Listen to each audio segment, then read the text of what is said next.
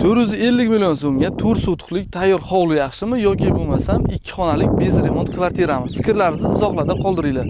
Biz hozir Farhod savxoziga yetib keldik. Tashqi tarafini ko'rishlaringiz mumkin. Hovlimizda 4 sotixdan iborat ikkita tayyor remont qilingan xonasi, ayrim jihozlari, tayyor remontlik oshxonasi, yuvinish xonalari uyda ichki tarafida qilingan. Hovlining tashqi tarafida mevali daraxtlar ekib qo'yilgan. Tayyor hovlimizga yetib kelganmiz.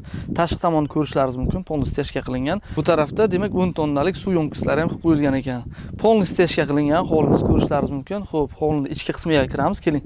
Hovlining ichki qismi ham to'la steshka bo'lgan. Bu tarafda asosiy korpusimizda demak ikkita tayyor remontlik xonamiz, koridor qismi va oshxonamiz mavjud. Shu tarafda o'zida yuvinish xonalari ham bor. Uyimizda bu tarafda mehmonxona uchun joy tashlab ketilgan. Remont qilib o'zlaringiz uchun ishlatsangiz bo'ladi. Demak, bu tarafda hovlimizda o'zini yashil maydoni mavjud. Ko'ryapsizlar, daraxtlar ekib qo'yilgan.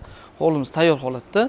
Bu tarafda o'zini o'sha asosiy korpusga oshxonaga kiradigan o'zini eshigi mavjud. Bu tarafdan oshxonaga kiriladi.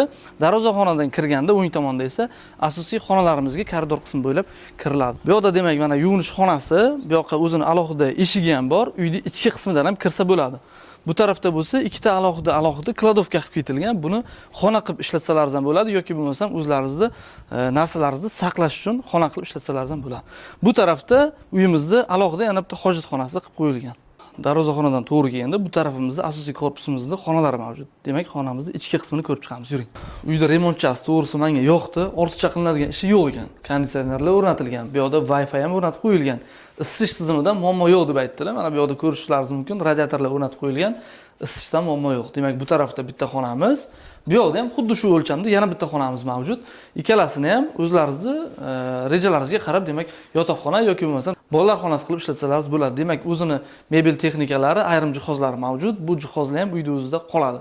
Konditsioner, televizor hammasi uyimizda egalar aytish bo'yicha qoladi. Demak, bu tarafda koridor bo'ylab kelganimizda oshxonamiz mavjud. Oshxonamizni ko'rib chiqamiz, keling. Oshxona qismini ham remontini ko'ryapsizlar, juda ham yaxshi holatda. Hamma narsasi tayyor. Bu yerda o'zini mebel texnika jihozlari mavjud. Bu yoqda bo'lsa, o'sha ovqatlanish uchun ugalga qo'ygan ekanlar uyimiz egalari. Demak, derazaga jalyuzi tortilgan. Bu tarafdan hovlining ichki qismidan oshxonaga kiradigan alohida eshigi mavjud. Bu yoqda bo'lsa, demak, ichki yuvinish xonasi bor. Oshxonani ko'rdingizlar, remontlari yaxshi. Boya aytganimdek, hamma jihozlar shu uyda o'zida qoladi. Narxi 450 million so'm. Pastda batafsil ma'lumot uchun raqamlar qoldiraman, bemalol bog'lanib, uyni ko'rib baraka qilsalaringiz bo'ladi. Uyimizda barcha hujjatlari joyida, svet, suv, gazlardan muammo yo'q. Xudo xolasa, sizlarga doimiy uy bo'lib qoladi deb umid qilamiz. Uyimizda egalari srochniy pul kerak bo'lgani uchun sotuvga qo'yibdilar. Navoiy Baraka kanaliga obuna bo'ling, chunki shunaqa har xil variantlarni biz faqatgina sizlarga ilinamiz.